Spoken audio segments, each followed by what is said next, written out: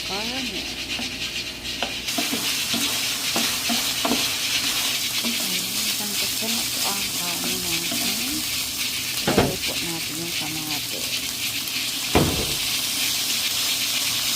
Ilagay na rin po natin yung kadero. Ayan na. Hari-hariin po natin. Tapos, lagyan po natin ng sibis para palambutin ang ating karne.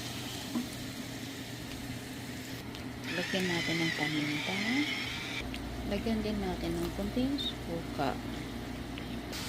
Lagyan na rin natin yung sibis.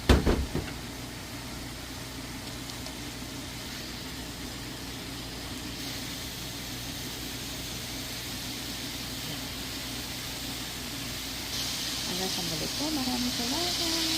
Bye-bye.